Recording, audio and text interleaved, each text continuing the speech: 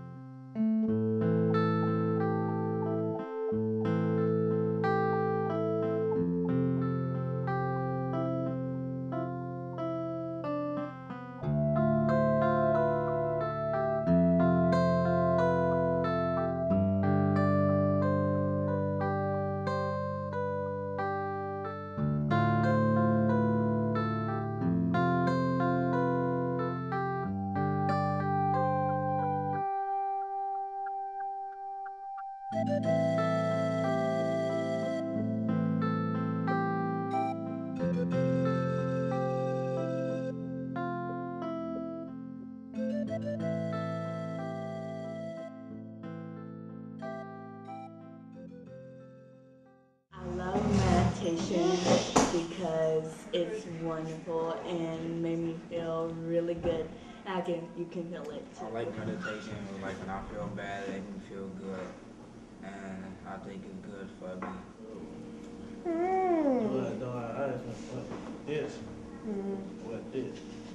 I love meditating because with Mr. Lucan and Jeffrey and Dante and Jamila and Dion. I think it's a great thing to have meditation in school because kids are growing up and they don't know which direction or what focus to have, and meditation gives you a great focus, and it helps you in all areas of life, not just spiritually but academically, and I think it helps you just deal with some of the things going on in the world so that you can accept them and be able to live your life to the fullest. We've seen a big change in Jamila since she's come to me, but no more so than in the last year since she started the meditation. The biggest change I see is there are almost no manifestations of her anger, which she used to do. Perhaps that's a teenager thing, I don't know. But she has meditation, seems to have stopped it, either the meditation or a combination of that and what she's getting here to me.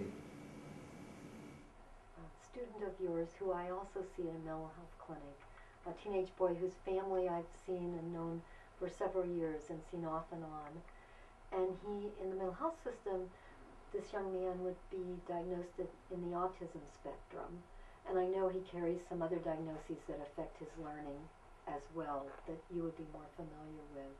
In the past, from the time he was little, his conversation was rarely spontaneous. It would have been more often almost, I don't want to say robotic, it's not quite that mechanistic, but it would have been more kind of a rigid kind of sharing of information. It would often be very short in the words he would use. He would have difficulty saying anything that you might consider his own idea. It would be more often parroted from his sister or his father or someone else. In the class at school with Miss Woodham and Mr. Lucan, and he talked about Mr. Lucan teaching them meditation. And he talked about liking this a great deal. He called the chanting, he didn't use the word chanting, he called it the songs that went with the meditation. And it began to be clear to me that there's always been changes and things going on in his life, some that have been good things and some not, but that this change had to do with something that was in the classroom. Also, his father was very accepting and very, very receptive to Jeffrey meditating with the songs, and was very positive about his doing that. And so he didn't have to feel uncomfortable, this young man didn't have to feel uncomfortable caught between the school and the family. It was something both that his father and the school were supporting. He has continued to become more and more spontaneous, more and more able to speak his mind, more and more able to talk about feelings and organized in what he's saying, not just random thoughts, as he's continued this meditation. And as he joined the Wednesday night meditation in addition to the school, at the things at school, he's very proud of being able to sit through the very difficult, complex songs, as he calls them, or chants, that they are doing in the adult meditation hours that he's attending with Mr. Lucan.